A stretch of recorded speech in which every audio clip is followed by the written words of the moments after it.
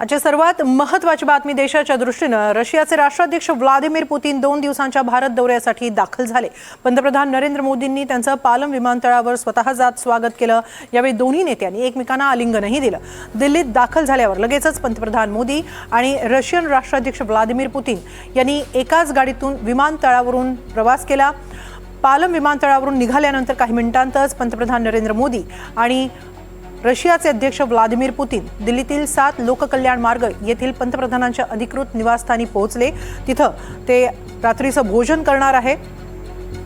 रशियाचे अध्यक्ष पुतीन हे भारत दौऱ्यावर दाखल झालेले। संध्याकाळी 6:30 नंतर त्यांचं विमान दिल्लीच्या पालम विमानतळावर आलं आणि त्यानंतर पुतीन भारतात दाखल झाले। तेव्हा त्यांचं स्वागत करण्यासाठी स्वतः पंतप्रधान नरेंद्र मोदी विमानतळावर हजर होते।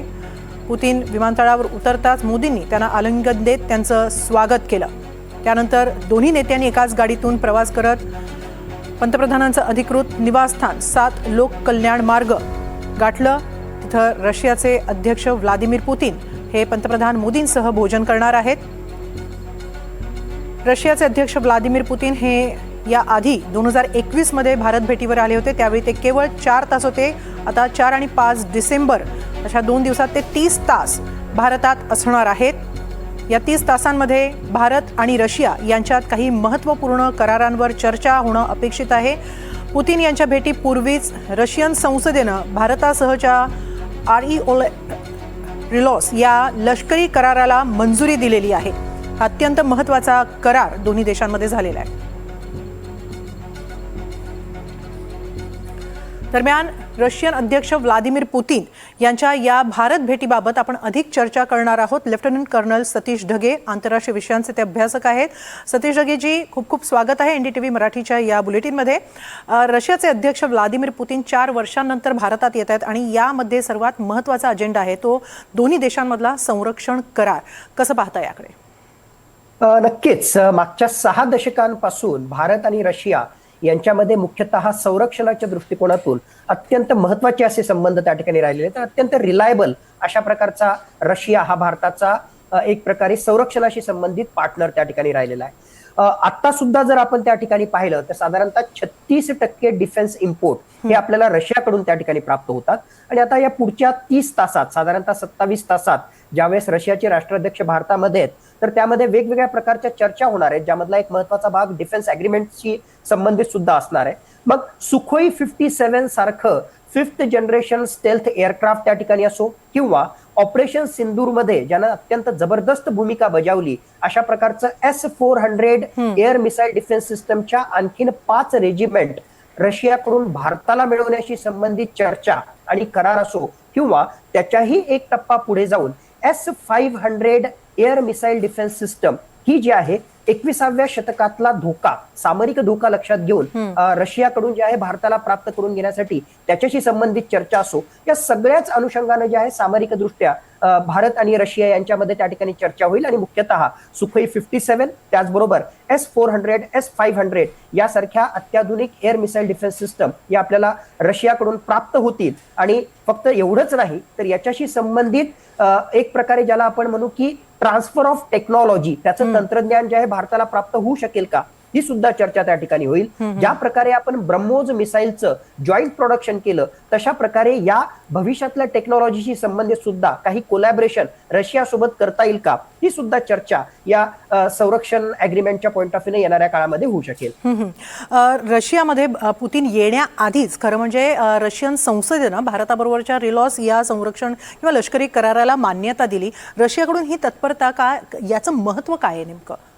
नक्कीच अत्यंत महत्वाचा अशा प्रकारचा हा लॉजिस्टिक अग्रीमेंट किंवा लॉजिस्टिक करार त्या ठिकाणी झालेला आहे। आणि त्याच्या अनुषंगानं मग रशियाच्या शिप्स असतील, रशियाचे एअरक्राफ्ट असतील किंवा इव्हन रशियाचे सैनिक जे आहेत ते भारताच्या सैनिकांसोबत, नेव्ही सोबत, त्याचबरोबर एअरफोर्स सोबत जे आहेत वेगवेगळ्या प्रकारचे एक्सरसाइज करू शकतील। त्याचबरोबर रशियाच्या शिप्स, एअरक्राफ्ट हे भारताच्या हद्दीमध्ये ज्यावेळेस असतील त्यावेळेस रिफ्युएलिंग असेल, रिपेअर असेल, या संबंधितला लॉजिस्टिक सपोर्ट हा भारत रशियाला देणार आणि रशिया जो आहे तो भारताला त्या ठिकाणी देणार। मुळातच मागच्या काही काळामध्ये आपण त्या ठिकाणी पाहिलेलं आहे की एक प्रकारे इंडो पॅसिफिक रिजन मध्ये चायनाची दादागिरी त्या ठिकाणी वाढते आणि रशियाला एक प्रकारे स्वतःला भारताला महाशक्ती म्हणून प्रोजेक्ट करायचं असेल तर या इंडो पॅसिफिक रिजनमध्ये भारतासारखा रिलायबल पार्टनर त्याला मिळणं हे अत्यंत आवश्यक आहे. आणि त्या अनुषंगानं रशियानं अशा प्रकारचा जो आहे लॉजिस्टिक अग्रीमेंट किंवा अरेंजमेंट अशा प्रकारची त्या ठिकाणी केली असेल. दुसरा महत्वाचा भाग म्हणजे कनेक्टिव्हिटी वाढवण्यासाठी, म्हणजे चेन्नई टू रशियाच्या ईस्टर्न पार्ट मध्ये असणारा व्लादिवोस्तोक याच्या दरम्यान जे आहे एक मेरीटाईम कॉरिडॉर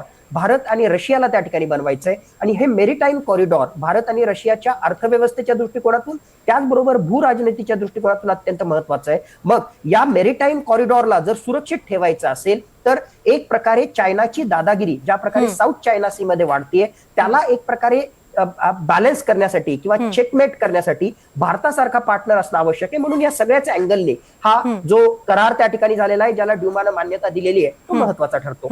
नक्कीच जे आपण म्हणतो आता एक महत्वाचा मुद्दा मांडला सतीशजी, तो म्हणजे रशिया हा जरी चीनचा मित्र असला किंवा दोन्ही देशांमधले संबंध हे नो लिमिट्स पार्टनरशिप मधले असले तरी सुद्धा रशियाला चीनचं वर्चस्व सुद्धा लिमिटमध्ये ठेवायचं किंवा मर्यादित ठेवायचं आहे आणि त्यासाठी भारताबरोबर त्याला सहकार्य आणखीन वाढवायचं आहे. पण भारताकडून सुद्धा तो नो लिमिट्स पार्टनरशिप अपेक्षित करतोय का? आणि जर भारताने ही नो लिमिट पार्टनरशिप रशियाबरोबर मान्य केली तर आतापर्यंतच्या भारताच्या परराष्ट्रीय धोरणांना यामुळे तडा जाऊ शकतो का? याचे नेमके काय परिणाम होऊ शकतात? नक्कीच हेमाली, जे अत्यंत महत्वाचा मुद्दा तुम्ही रेज केला. पहिली गोष्ट, चायनाला जे आहे काउंटर बॅलन्स करण्यासाठी भारताचा जो आहे नक्कीच रशियाला वापर होणार आहे. आणि चायनाचा मुळात प्रयत्न असा आहे की रशिया हा त्यावर डिपेंडंट असावा, जे रशियाला त्या ठिकाणी मान्य नाही. दुसरी महत्वाची गोष्ट, आज घडीला जरी व्लादिमीर पुतीन इथे आलेले असले आणि त्या अनुषंगाने वेगवेगळ्या प्रकारची चर्चा होत असली तरी सुद्धा आपल्याला लक्षात घ्यावं लागेल की आपण ना रशियाकडे झुकलेलो आहोत त्या अमेरिकेकडे झुकलेलो आहोत. आणि तिथेच आपली स्ट्रॅटेजिक ऑटोनॉमी, एक प्रकारे आपली स्वायत्त रणनीती जी आहे ती पिक्चर मध्ये येते. मागच्या 3 वर्षामध्ये रशिया युक्रेन यांच्यामध्ये युद्ध होत होतं, म्हणून तेलाच्या किमती कमी झाल्या होत्या, म्हणून मोठ्या प्रमाणामध्ये आपण रशियाकडून जे आहे तेल आयात त्या ठिकाणी केली. पण या सोबतीला आपण हे लक्षात घ्यायला हवं की मागच्या काही आठवड्यामध्येच आपण अमेरिकेसोबत जो आहे नॅचरल गॅस घेण्यासोबत जो एक अग्रीमेंट त्या ठिकाणी करार केलेला आहे. म्हणजे आपण अमेरिकेकडून सुद्धा काही गोष्टी घेतोय, रशियाकडून घेतोय. दुसरी गोष्ट, काहीच आठवड्यापूर्वी आपण अमेरिकेसोबत 10 वर्षाचा जो आहे डिफेन्स अग्रीमेंट केलेला आहे. आणि येणाऱ्या आता उद्याच्या दिवशी सुद्धा जे आहे डिफेन्सशी संबंधित रशियासोबत काही महत्वाची चर्चा होईल. म्हणजे या सगळ्या गोष्टीमधून आपल्याला एक गोष्ट लक्षात घ्यायची की आपण कुठल्याही ब्लॉकचा हिस्सा नाहीये. आपण मुळात स्ट्रॅटेजिक ऑटोनॉमी, भारताचं हित ज्या ठिकाणी आहे तेच आपण त्या ठिकाणी कन्सिडर करणार आहे. दुसरी महत्वाची गोष्ट, बदलत्या राजकीय परिस्थितीच्या किंवा भू राजकीय परिस्थितीच्या अनुसार हे अशा प्रकारचे टॅक्टिकल डिसिजन्स घेणं हे रशियालाही भाग आहे, भारतालाही भाग आहे, चायनालाही भाग आहे. आणि म्हणून अशा प्रकारचे वेगवेगळ्या प्रकारचे निर्णय भारत त्या ठिकाणी घेतोय. पण याचा अर्थ बिलकुल आपण त्या ठिकाणी घेऊ नये की आपण जे आहे पूर्णतः रशियाच्या बाजूने झुकलेलो आहोत आणि अमेरिका जो आहे ते आपलं शत्रू राष्ट्र बनतंय किंवा आपण अमेरिकेपासून दूर जातोय. मागच्या काही काळामध्ये तशा घटना घडल्या, म्हणून या रशिया सोबतच्या सध्याच्या चर्चेला जे आहे विशेष महत्व प्राप्त होतंय. बाय द वे, मागच्या 6 दशकापासून रशिया हा भारताचा टाइम ट्रस्टेड अलाय राहिलेला आहे, याबद्दल कोणाच्याही मनामध्ये शंका नसावी. फक्त आता त्याचा पुढचा अध्याय सुरू होतोय असं जर आपण म्हटलं तर ते चुकीचं ठरणार नाही. नक्की, जसं तुम्ही म्हणाला तर टाइम ट्रस्टेड भागीदार राहिलेला आहे रशिया भारताचा, आणि आता सुद्धा रशियानं ते सिद्ध केलेलं आहे. कारण तेल खरेदी करत होतो आपण इतके वर्ष, 4 वर्ष, जी तेल खरेदी वाढली होती आणि तीच अमेरिकेच्या डोळ्यात खुपत होती. त्यामुळे अमेरिकेनं दबाव वाढवला आणि हा दबाव भारतावर आहे हे रशिया मान्य करतो. मात्र त्याच वेळी तो म्हणतोय की रशिया हा अमेरिका आणि भारत यांच्या संबंधांमध्ये हस्तक्षेप करणार नाही, मात्र जो दबाव आहे तो कमी करण्यासाठी एक तेल खरेदीसाठी ते काही पर्याय शोधण्याच्याही प्रयत्नात आहेत. तर याकडे कसं पाहता? नक्कीच, म्हणजे पुन्हा जसं जे आहे एक प्रकारे भारताच्याच भूमिकेला हा सपोर्ट करण्याचा भाग त्या ठिकाणी आहे की भारत जो आहे कुठल्याही बाहेरच्या राष्ट्राचं इंटरफिअरन्स त्या ठिकाणी मान्य करत नाही. बाय द वे, जरी या ठिकाणी म्हणत असलो की भारत आणि रशिया या चर्चेमध्ये कुठेतरी जे आहे अमेरिका अडंगा किंवा अडथळा आणण्याचा प्रयत्न करेल, तर माझ्या मते ते चुकीचं आहे. फॉर द सिम्पल रिझन, अलास्कामध्ये हाच अमेरिका होता ज्याने रशियाशी त्या ठिकाणी चर्चा केली होती. त्यामुळे भारत आणि रशियामध्ये अशा प्रकारची जर काही चर्चा होत असेल तर त्यामध्ये काही चुकीचं असू नये. दुसरी गोष्ट, फक्त भारत आणि रशिया यांच्यामधला व्यापार हा फक्त आपण तेल आयातीपुरता मर्यादित त्या ठिकाणी ठेवू नये. प्रचंड अशा प्रकारचं पोटेन्शियल आहे आणि म्हणूनच वर्ष 2030 पर्यंत $100 बिलियन पर्यंत द्विपक्षीय व्यापार जावा, या अनुषंगाने सुद्धा जे आहे अत्यंत महत्वाची चर्चा होणार आहे. ऍग्रिकल्चर सेक्टर असेल, फार्मास्युटिकल सेक्टर असेल, भारतामधून स्किल्ड मॅन पॉवर हे येणाऱ्या काळामध्ये रशियामध्ये जाण्याशी संबंधित जे आहेत वेगवेगळ्या प्रकारचे निर्णय त्या ठिकाणी असतील. या सगळ्याच माध्यमातून येणाऱ्या काळामध्ये भारत आणि रशिया यांचे संबंध मजबूत होतील, भारत आणि रशिया यांचा व्यापार त्या ठिकाणी वाढेल. म्हणून फक्त मागच्या 3 वर्षातला तेलाची आयात वाढली, इथपर्यंत आपण भारत रशिया यांचा व्यापार मर्यादित न ठेवता हे वेगवेगळे अँगल सुद्धा आपल्याला पाहावे लागतील. संरक्षणाच्या दृष्टीने आपण बोलूया.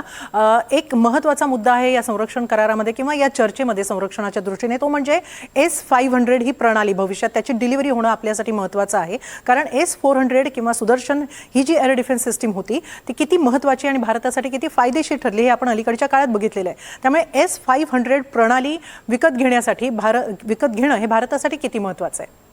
नक्कीच हेमाली, 21व्या शतकातले जे वेगवेगळ्या प्रकारचे सामरिक चॅलेंजेस आपल्या समोर आहेत त्या अनुषंगाने S-500 air missile defence system ही अत्यंत महत्वाची ठरणारी. S-400 न काय केलं हे आपण ऑलरेडी ऑपरेशन सिंदूर मध्ये पाहिलं. S-500 ची खासियत म्हणजे जसं नावामध्येच आहे, मुळात काय आहे, ही एअर मिसाईल डिफेन्स सिस्टम आहे. म्हणजे साधारणतः भारताच्या हद्दीमध्ये राहून 500 किलोमीटर दूर जर भारताच्या दिशेनं एरियल प्रोजेक्टाईल येत असेल, म्हणजे एखादं मिसाईल त्या ठिकाणी येत असेल, एखादं स्टिल्थ एअरक्राफ्ट येत असेल, एखादं ड्रोन येत असेल, तर 500 किलोमीटरच्या हद्दीच्या आधीच भारताच्या या एअर मिसाईल डिफेन्स सिस्टमला, S-500 सिस्टमला आणि 200 किलोमीटरच्या उंचीपर्यंत आणि 500 किलोमीटरच्या अंतरापर्यंत अशा प्रकारचं एखादं एरियल प्रोजेक्टाईल ओळखणं आणि एकदा ते ओळखलं गेलं की कमांड अँड कंट्रोल सेंटरच्या माध्यमातून त्याला न्यूट्रलाइज करण्यासाठी योग्य ते मिसाईल त्याच्या विरुद्ध झाडणं आणि त्याला न्यूट्रलाइज करणं ही साधी सोपी जी आहे S-500 मिसाईल डिफेन्स सिस्टम आहे. याची खासियत म्हणजे एकदाच ते टार्गेट अक्वायर त्या ठिकाणी झालं की 3 ते 4 सेकंदामध्येच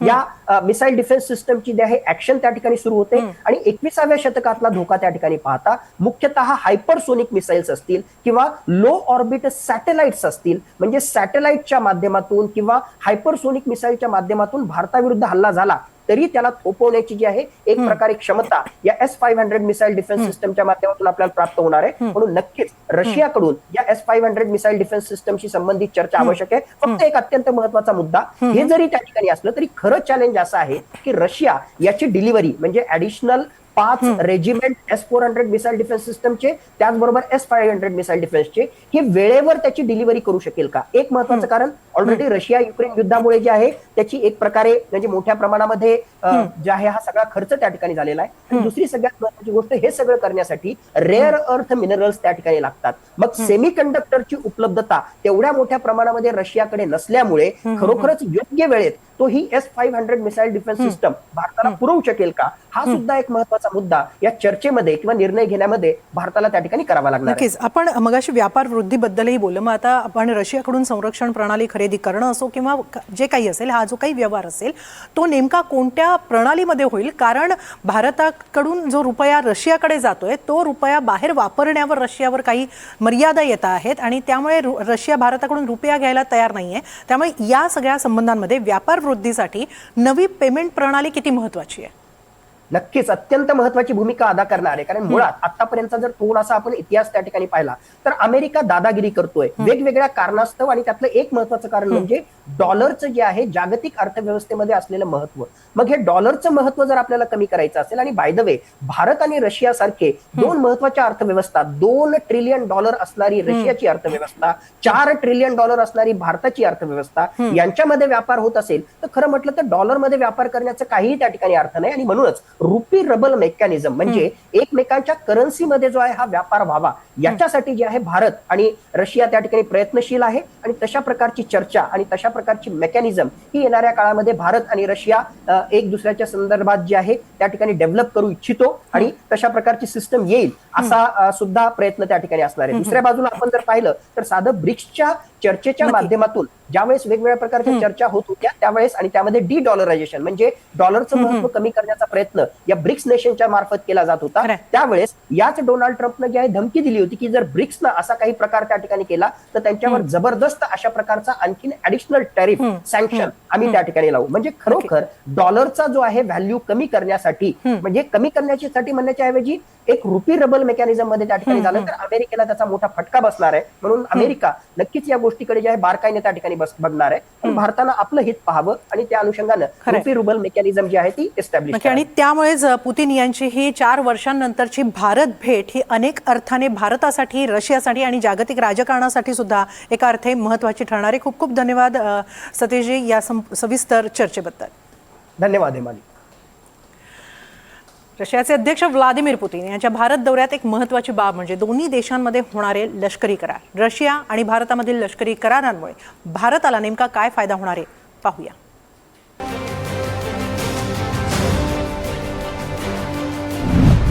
रशियाचे अध्यक्ष पुतीन 2 दिवसीय भारत दौऱ्यावर। राजधानी दिल्लीत सुरक्षा व्यवस्थेचा चोख बंदोबस्त। पुतीन यांच्या दौऱ्यात भारताला काय मिळणार? रशियाचे राष्ट्राध्यक्ष व्लादिमीर पुतीन भारतात दाखल झाले, पण पुतीन भारतात येण्यापूर्वीच भारताला मोठी भेट मिळाली। रशियाच्या संसदेनं भारत रशिया यांच्यातील रेलॉस या लष्करी कराराला मंजुरी दिली आहे। रेलॉस म्हणजेच reciprocal exchange of logistic support असं या कराराचं नाव आहे। या करारांतर्गत दोन्ही देशांचं सैन्य एकमेकांचे लष्करी तळ, बंदरं आणि हवाई तळांचा वापर करू शकतात। त्यांची विमानं, युद्धनौका इंधन भरण्यासाठी किंवा इतर लॉजिस्टिक सुविधांचा वापर करू शकतील। यावर येणारा खर्च समान प्रमाणात उचलला जाईल। या करारामुळे दोन्ही देशांची लष्करी भागीदारी अधिक मजबूत होईल। शिवाय गरजेच्या वेळी एकमेकांना मदत करणंही सोपं होईल। भारतानं असे करार अमेरिका, फ्रान्स, ऑस्ट्रेलिया, सिंगापूर, दक्षिण कोरिया आणि इतर अनेक देशांसोबत केले। यात आता रशियाही सहभागी होतोय। पुतीन यांच्या या दौऱ्यात सर्वाधिक लक्ष संरक्षण करारावर असेल। रशिया भारताला Su-57 स्टेल्थ फायटर जेट देण्यास तयार आहे। रशियाचे सर्वात प्रगत लढाऊ विमाने, सध्याच्या S-400 क्षेपणास्त्र प्रणालीची डिलिव्हरी, भविष्यात S-500 वर सहकार्य, ब्राह्मोस क्षेपणास्त्राची पुढची आवृत्ती, दोन्ही देशांच्या नौदलांसाठी एकत्रित युद्धनौका बनवण्यासारख्या योजनांवरही चर्चा होऊ शकते। तर ऊर्जा हा देखील भारत भेटी दरम्यान एक महत्त्वाचा मुद्दा असेल। रशिया भारताला स्वस्त कच्चं तेल विकतो। अमेरिका आणि युरोपीय देशांच्या दबावामुळे व्यवहारात अडचणी येत आहेत। या भेटीत दोन्ही देशांत एक नवीन पेमेंट प्रणाली तयार करण्यावर चर्चा होऊ शकते। यात रुपया रुबल व्यापार, डिजिटल पेमेंट किंवा तिसऱ्या देशाच्या बँकेचा वापर याचा विचार होऊ शकतो। आर्क्टिक प्रदेशातील ऊर्जा प्रकल्पांमध्ये भारताला गुंतवणुकीची संधी मिळू शकते, कारण इथं रशिया जगातील मोठे तेल वायू साठे विकसित करत आहे। भारत आणि रशिया अंतराळ, अणुऊर्जा, विज्ञान, तंत्रज्ञान, व्यापार आणि बंदरांच्या विकासावरही चर्चा होणार आहे। भारत रशियाच्या मदतीनं तामिळनाडूच्या कुडनकुलम इथं अणुऊर्जा प्रकल्प चालवतोय। या प्रकल्पाला पुढे नेण्याबाबतही चर्चा होऊ शकते। दोन्ही देशांत कौशल्य विकास करारावरही चर्चा होऊ शकते। रशियामध्ये युद्धानंतर अनेक क्षेत्रांमध्ये कामगारांची कमतरता आहे। भारतातून तंत्रज्ञ, वैद्यकीय कर्मचारी, अभियंता आणि इतर प्रशिक्षित कामगारांची गरज आहे। त्यामुळे पुतीन यांचा भारत दौरा दोन्ही देशांसाठी फार महत्त्वाचा ठरणार आहे। डिफेन्स इक्विपमेंटसाठी, शस्त्रास्त्रांसाठी भारत हा देश रशियावर विसंबून होता, पण गेल्या दशकभरात आत्मनिर्भर भारताच्या माध्यमातून भारताने आपलं हे अवलंबित्व कमी केले। आता हे अवलंबित्व जरी कमी केलेलं असलं तरीही भारत अजूनही रशियाकडून शस्त्रास्त्रांची आयात ही मोठ्या प्रमाणात करतो।